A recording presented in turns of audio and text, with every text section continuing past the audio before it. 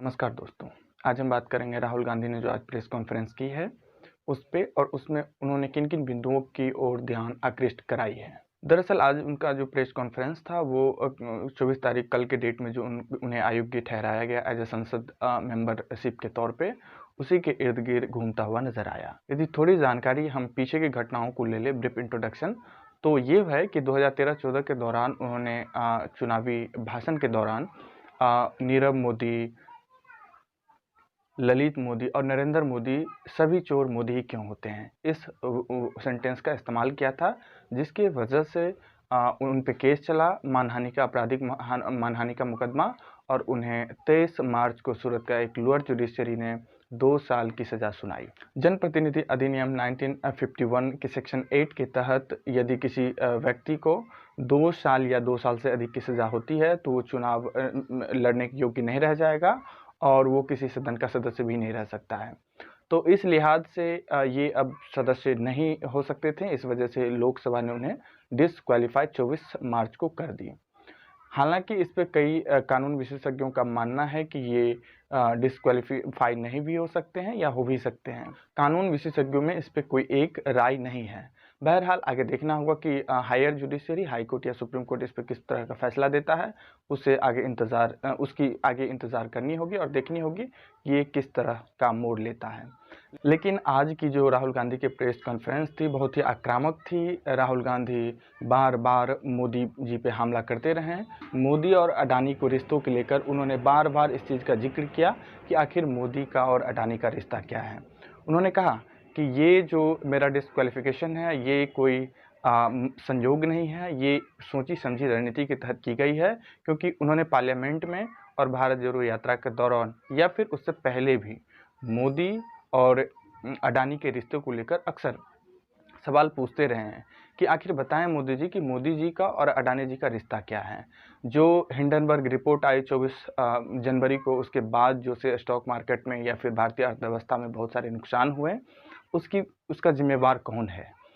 जो सेल कंपनियां हैं, जो जानकारी में आई है 20 के करीब सेल कंपनियां हैं और उसमें 20,000 करोड़ के अप्रॉक्स जो रुपये लगाई गई है वो किसके हैं। ये 20,000 करोड़ रुपया अडानी जी का तो नहीं हो सकता क्योंकि उसका इंफ्रास्ट्रक्चर का बिजनेस है, ये राहुल गांधी का कथन है। तो ये 20,000 रुपया किनका है, ये हमें जानकारी चाहिए। इस पर आज तक इंक्वायरी क्यों नहीं कोई बैठी, कोई सरकार या कोई मंत्री या कोई बीजेपी प्रवक्ता इस पर अपना टिप्पणी क्यों नहीं देता है और इससे बचता हुआ नज़र क्यों आता है। ये देखना होगा कि मोदी जी या फिर भाजपा इसको किस तरह से डिफेंड करती है।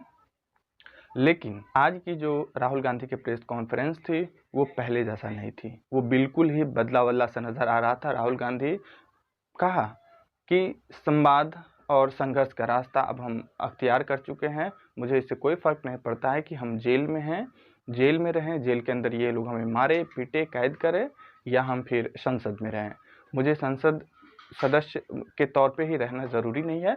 मैं अपनी तपस्या करूँगा, हमें जो भारत की जनता ने प्यार दिया, इज्जत दी, हम उसका मूल्य चुकाएंगे, हम अपनी तपस्या करेंगे, वो हमें सांसद रहने दें या संसद नहीं रहने दें।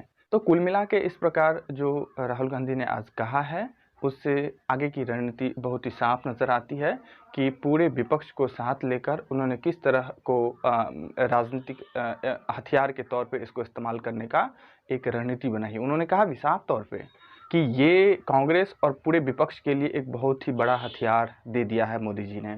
मोदी जी इतने डर चुके हैं कि कहीं मोदी का और अडानी का रिश्ता पब्लिक में न आ जाए, क्योंकि इस 20,000 करोड़ रुपए की यदि जांच पड़ताल हुई तो सब मुश्किल में पड़ जाएगा। जाहिर सी बात है सरकार को इस चीज़ का संज्ञान लेना चाहिए कि आखिर ये 20,000 करोड़ रुपया जो सेल कंपनी के माध्यम से भारत में आई है वो किसकी पैसा है। मैं ये नहीं कहता हूँ कि अडानी जी पे जो ये आरोप लगा है ये सही ही आरोप है, लेकिन यदि किसी लोकतांत्रिक देश में किसी व्यापारी पे आरोप लगता है, किसी वित्तीय अनियमितता का मामला सामने आती है तो उस पर जांच होनी ही चाहिए, उसमें क्या दिक्कत है। बहुत सारे विपक्ष के नेता या फिर बहुत सारे जो बिजनेसमैन हैं, पत्रकार हैं, उस पर ईडी, सीबीआई या इनकम टैक्स का रेड तो हो ही रहा है। तो अडानी इसमें एक्सेप्शन क्यों है? लोकतांत्रिक देश में कोई एक्सेप्शन तो नहीं हो सकता है, तो फिर अडानी को बचाने का इतना बड़ा प्रयास क्यों किया जा रहा है। फिर आगे चल के राहुल गांधी ने कहा भी कि भाजपा यदि बीजेपी को बचाए तो मैं मानता हूं कि बीजेपी का वो लीडर है तो उसको बचाने में वो आगे आते हैं, लेकिन भाजपा यदि अडानी को बचाए और वो ये कहे कि अडानी पे हमला देश पे हमला है। इसका मतलब तो यही होता है कि मोदी ही अडानी है और अडानी ही मोदी है। फिर उन्होंने एक पत्रकार के जवाब में बाकायदा कहा भी कि ये ओबीसी का जो मामला सामने आ रहा है, बीजेपी जो एक प्रोपेगेंडा फिक्स कर रही है कि राहुल जी ने एक ओबीसी समाज को नीचा दिखाने का प्रयास किया, ये एक तरह का प्रोपेगेंडा है। ये ओबीसी का, मुस्लिम का, हिंदू का मामला है ही नहीं। ये सीधे तौर पे वित्तीय अनियमितता का मामला है, ये भ्रष्टाचार का मामला है और ये सामने आना ही चाहिए।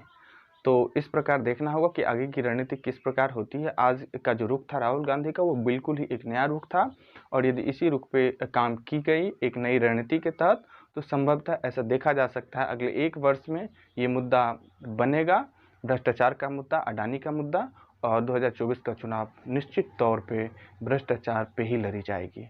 तो इस प्रकार मेरे साथ बने रहें। देखने के लिए धन्यवाद। Thank you.